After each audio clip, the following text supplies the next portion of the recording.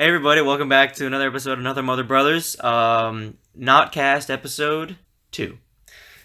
So last time we kind of dove into why we're talking about Slipknot so much and what songs to recommend to people who have only listened to a little bit of Slipknot or have never heard them before in their life. Today we're going to get into my favorite album and our guest star, Anthony Pace, his favorite album and why. Talk about our favorite songs on the album. You want to start, Ant? Sure. I'll start us off. So we're talking about our favorite album or songs. What did we say? Well, we're doing favorite album. Okay. And maybe favorite songs from that album and why. Okay, cool.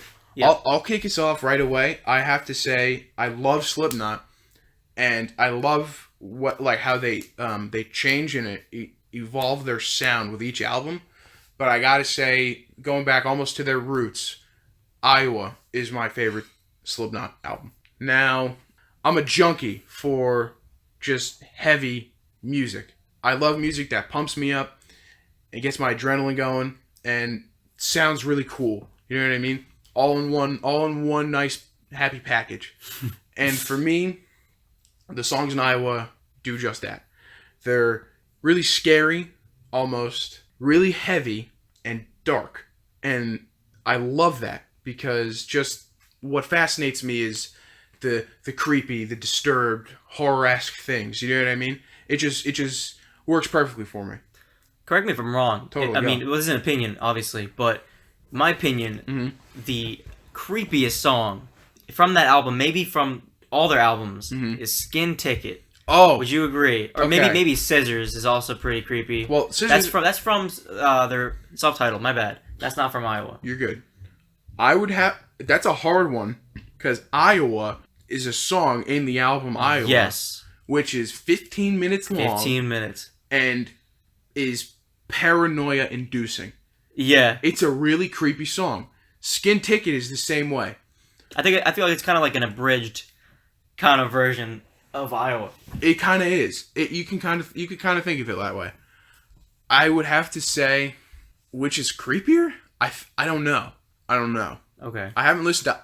Iowa's such a long song. It really is. I haven't listened to it enough to determine which is creepy or not. Yep. But you're 100% correct by saying Skin Ticket is a legitimately horrifying song. It is. It's really creepy. And I think that's what they were going for. I think they did it well. Yeah. Some personal favorites of mine from Iowa. I've got a list of their songs right here, so I don't leave anybody out. Okay. Starting us off right now, the second track on their album, People Equal Shit, is by far one of my favorite songs on the album. It's the embodiment of that dark, scary, and adrenaline pumping vibe that I was telling you that I crave. You know what I mean? And also, I think that People Equal Shit has probably the most. I don't want to say the most, but it has a very relatable theme. If you really do think about it, most of their songs kind of have a very personal meaning and aren't meant to be related to the listener. But this one absolutely does. It's a universal thing. That People Equal Shit. It's basically just the name kind of encompasses the theme in itself. It's really self-explanatory. We're kind of killing ourselves and we're killing each other, and humans are really not a good time. I want to say it is a really dark theme, but I want to bring some light to it just a little bit. They're not talking about everybody. They're talking about a good majority of the shitty people. Yes. Equal shit. You know what I mean? Yes. The money grubbing people, all like the really selfish, the just fucked up people. You know what I mean? That are out to get each other for their own personal gain. Those are the people that equal shit. You know what I mean? Yeah. There are some great people. There are some fucking great people out there. You know what I mean? And those guys do not equal shit. Which is funny because I've never met anybody in the band. But they seem like really cool guys. Dude, totally. You know, like despite what they sing about and what they talk about and all the stuff that they dealt with, all the shit that they went through in their lives, they are great people. And I really want to meet them someday. They're like, at this point in the game, they're like dads. You know what I mean? They're just chill dads. They really are. That, like, it's awesome. It's like they've been through it all, and it's dude, yeah. Like they're like the cool dad like during the day, and then like kick-ass metal band guy at night. Guys, you know what I'm saying? Dude, totally. Yeah. Yeah. So People Equal Shit. By far, one of my favorite songs of the album. I'll name three. Three of my favorite songs of the album. Okay. Next up, we've got New Abortion. Ooh. Now, Ethan and I, we spent a while trying to figure out what this song meant without really looking it up. Yeah. And we kind of fucked up. Kind of. A little bit, yeah. We kind of got what they were saying, but I think what we did with that song is you can interpret their songs many different ways. You know what I mean? Yes. And they're not necessarily, those interpretations are not necessarily wrong unless they have a real, like, true message that they're trying to give out. You know what I mean? I think that's the beauty of songwriting. Yes. That's the hardest part is Yeah. you're taking a personal feeling from probably a personal experience, right? Mm-hmm. And you got to say what you're trying to say without actually saying it. That's what one of my teachers told me, and he's totally right. Because you're trying to talk about something specifically that happened and trying to literally say what you're trying to say with metaphors, so you're not actually saying it.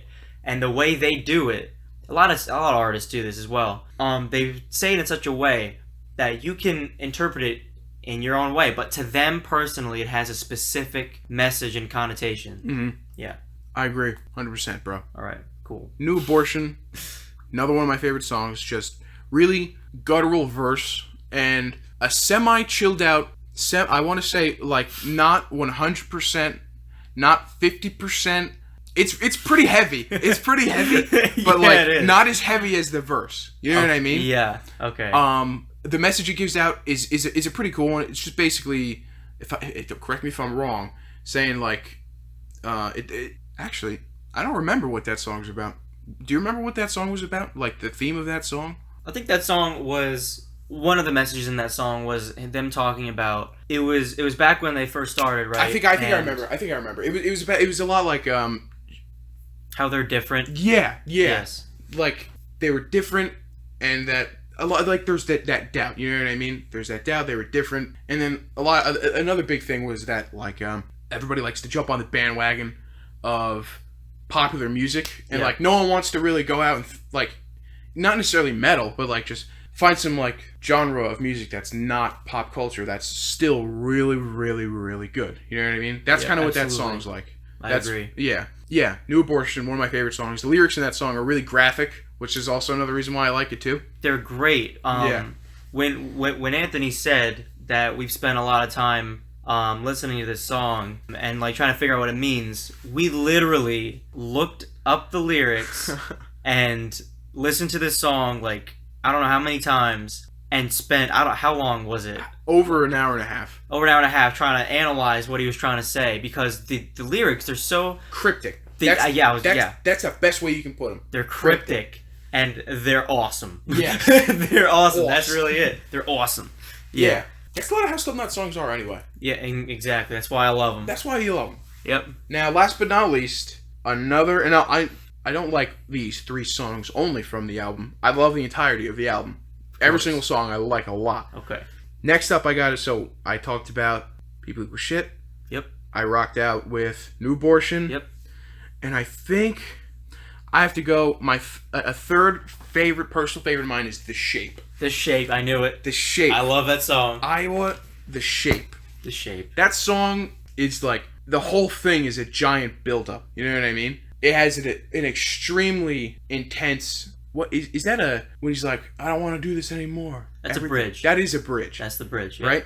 That bridge is like, the song is, there's like a pre-verse, right? And then the verse, like in the beginning, there's like that. It's an intro. That's the intro. It's an intro. Right. Right. So the intro. Does he do that multiple times? Does he do that multiple times or no? Because he starts off soft, then there's That's the verse. When he's singing softly, that is the verse. Then the chorus comes in, boom, really heavy. Yeah, no, you're right. Yeah. Yeah. Of course I'm right. Fuck you. Anyway. Yeah. The verse and the intro are really soft and they're really slow to build up. And then the chorus hits you like a ton of bricks. It's super intense and heavy, and it's like slow at the same time, which is probably one of my favorite styles of heaviness. The deep, slow pounding, heavy kind of heavy. You know what I mean? Yeah. There's heavy that's like really fast paced, like lightning notes. You know what I mean? Those are also pretty heavy. Absolutely. I gotta say the slow, deep. I lost the word I was trying to say. I'm not sure. Yeah, slow, heavy, slow and deep. You know what I mean? Yeah, absolutely. And that's what that's kind of like. I feel like it's dark. It is. It's a darker kind of heavy. It kind of is. I wouldn't say the theme of that song is very dark though. It's about a relationship. It is about a. It is. It's the darker side of. Correct me if I'm wrong. I don't actually remember exactly what that is about, but I'm assuming it's post relationship. Or after a breakup. Yeah, we were talking about that. Yeah, I think that's what the whole bridge is about. Yeah. And honestly, if that song didn't have a bridge, I wouldn't really guess it's about a relationship Honestly, at all. Before I even looked at the lyrics, the chorus, the biggest thing is he says separate. I thought it says suffering. You know what I mean? Right.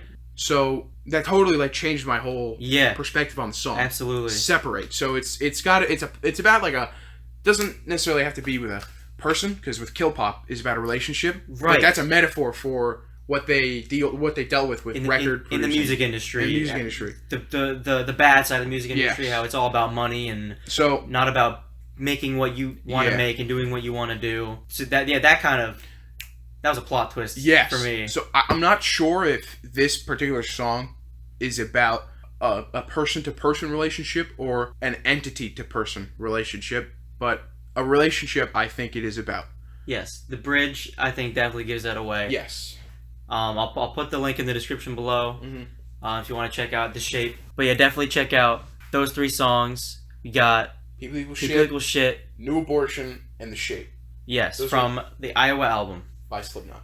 I gotta agree with you probably on those 3. Thanks, man. Those are really good songs. Yeah. Definitely check them out. What are your, preferable album and preferable songs from the album? See, this is we were talking about before we started this what we were going to talk about, and when Anthony said favorite album, I didn't know what to say, but I think I got it. I think the 2 albums that I like most of the songs from are Iowa and .5 The Great Chapter. Right. However, I think my favorite song is not from my favorite album. Still think my favorite song is Sulfur from All Hope Is Gone. Right. That is great. But my favorite album's got to be .5 The Great Chapter. I think it's a combination of all the experience that they've had making their music. Yep. Combined with the emotion of unfortunately losing one of their band members, Paul Gray, their bassist, and Joey Jordison, their drummer, who didn't pass away, but he unfortunately had to leave the band because he had some kind of disease in his legs that he was unable to use them. But he's in another band currently. I don't remember the name, but I think he's doing all right. Correct me if I'm wrong, dude, but you're totally right that the band is about loss and Paul, but I could have sworn I saw a video of Corey debunking the theme of The Negative One, a really popular song in that album, and about how it's about Joey. And, his number was 1 and, -1. And I can almost quote him saying, the album isn't about Joey at all. You know what I mean? Yes, I do remember that. Yeah. I didn't mean that their songs had to do with him. I meant just think something that they're dealing with. Right. That's really hard on them. And I think they kind of used that emotion as well to... His drive. Yes, thank you. Drive. Yeah, cool. Yeah. All right. So, favorite songs from .5 The Great Chapter. That's a tough one. I think the first one that comes to mind is The One That Kills the Least. Oh, I totally agree. Honestly, I'm the same way with you, and how your favorite song is from an album that is not one of your favorite albums. I might have to say that although I absolutely adore Iowa, my favorite song might have to be The One That Kills the Least. Really? It might have to be that song. Wow. It's such a emotional song, but it's really heavy at the same time. It is. And that is the reason I like it so much. Yeah.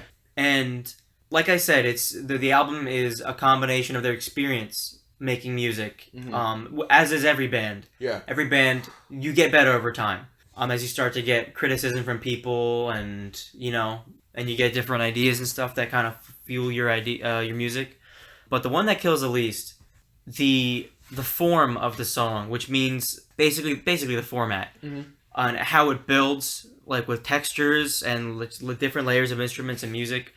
The beginning is more chilled out and slower, but it still has like right when the guitar kicks in, you can just tell that it kind of has a darker vibe to it in the way he's singing, and then slowly progresses into it just gets heavier. Yeah. And then when the verse kicks in, boom. You know what I'm saying? It just hits you right there. It's a really heavy verse. And the transitions from the verse to the chorus, which is more melodic mm-hmm. and higher in the register, less screaming, he's singing there. Transitions are great. Transition from the chorus back into the verse, awesome. And then got a kick-ass solo. Yeah. And, it's just beautiful. And the outro to the song ends it perfectly. Yeah. It's great. Fantastic song. The one that kills the least, funny story, and I think I told you about this. I showed it to a girl in my Italian class. Yeah. Right? Yep. Who was a total rap, trap, hip-hop kind of gal. You know what I mean? And we got on the topic of music, and she was showing me all her songs and all the artists that she listened to, and I was like, I'm sorry, I don't know, like, 99% of those people. You yeah. know what I mean? Yep. And she looked at me like I was a retard. All right. So she asked me, all right, what do you listen to? And I said, well, step right up. You know what I mean? Let me show you. And then I showed her that song. Like, I showed her the people that I listened to, and I showed her that song. And that's how you know you make a good song, when someone who, like, has no idea what the genre even is. Because I asked her, like, have you ever listened to it before? She's like, no, not at all. And she thought it was a really cool song. Yeah. Yeah. That's awesome. That's like why the one that kills the least is a great song. Power of Slipknot, dude. You got to give it to him. Because she didn't even know what the song was about. Like, that's another big reason why I like a lot of their songs.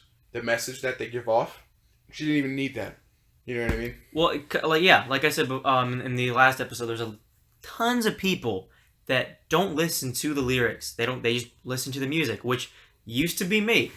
Until quite recently, when I realized that music is what I want to do, I realized I had to have a more open mind, and I started listening to lyrics, and I'm really glad I did, because it means a lot, and I really appreciate what they're doing.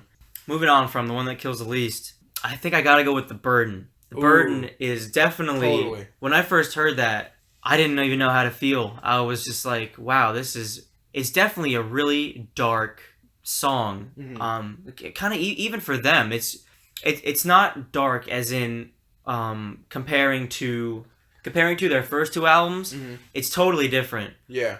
The style. It's like I don't know if this makes sense, but it sounds pessimistic almost. It does. Yeah. It's really like heavy on like you know. It's like doom metal almost. Do you know what doom metal is? I do. I don't agree with you with that, but I know where you're coming from. Yeah. I definitely do. Like that song. Did you ever you listened? I don't know if I'm saying this right. Like Gehenna. Yes, that's from All Hope Is Gone. All Hope Is Gone. Those songs are kind of similar. They're really like they're dark and slow and like I don't want to say depressing. There's a feeling you get. It's a weird feeling that not a lot of their songs have. I can't put it into words. You have to listen to them. I definitely agree with it. You can't really explain it. It just gives you that kind of creepy. Yeah, it's creepy atmosphere. It's a special different creamy atmosphere, creepy atmosphere, and creamy and it's definitely really cool. There's really not much else to say. If you listen to the lyrics, The Burden, the title is kind of self-explanatory.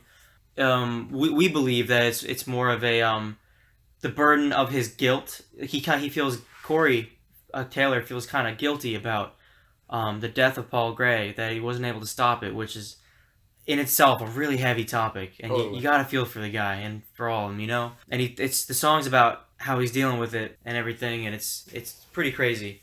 And the evolution of the music in that song from the beginning to end is pretty crazy too, and that's why I love it so much. Mm-hmm. Now the third, so my third favorite song I think from Point 5 of the Great Chapter is definitely the negative one.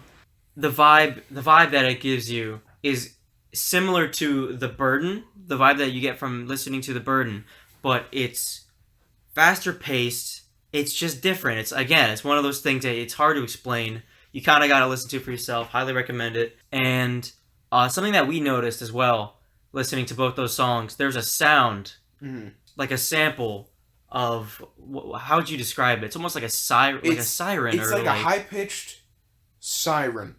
It's an artificial sound that you can't find anywhere else outside of creating it electronically. Yeah. So it's really hard to explain. It's a high pitched, creepy siren. That's the best way you can put it. It's a monotonous sound that it starts high and then lowers itself a little bit, but it's like jarring. That's a good way to put it. Yes. Yeah, I like that. It's like a sound that you would hear from, like, if they made a good sequel to Sinister. Yeah. If you don't know the movie Sinister, it's a horror movie was really popular when it came out and is notorious for its really creepy music. Yeah. I don't even know if you call it music. It's just the soundtrack is. Yeah. Oh man, it's awesome. And it's I feel like it's something that you would hear from a movie like that. It's really cool. It's something out of a horror movie. It's really creepy. It's like not like a natural sound. It's really dope. That sound bite is in both of those songs. Yes, the same one. It's the exact same. It's the exact same thing. And it's funny because those two songs have the same theme also, and that sound bite is also in both of those songs. Yep. So It's hard to argue. It's hard to argue that there's not a relationship. Not a connection there. Not a connection between Absolutely. Those two songs. Yeah. It's just super dark, really fast paced. It's a song has 4 on the floor during the verse, which means the bass drum hits on every beat, which is also the same in Psychosocial from All Hope Is Gone, which is basically the main ingredient for a good headbanging song. Yeah. So yeah, definitely the negative one. One of the reasons I love it so much is also because of the bridge. The bridge in that song. I agree. The first time I heard it, I'll never forget it. I was like, dang. I want to learn that on drums. And I finally did. But, it's just awesome. Like, that whole album, the genius, you can't even explain it. You just gotta listen to it for yourself. And if you're into this kind of music, then definitely check those 3 out, and check out the 3 songs that Anthony mentioned from Iowa. I'll put the links in the description below. And I think we're out of time for now. Yep. So I guess we'll see you next time. Thank you so much, Anthony. Dude, thanks for having me, man. No problem. Yeah, dude. All right. Stay sick, maggots. See you later. Later.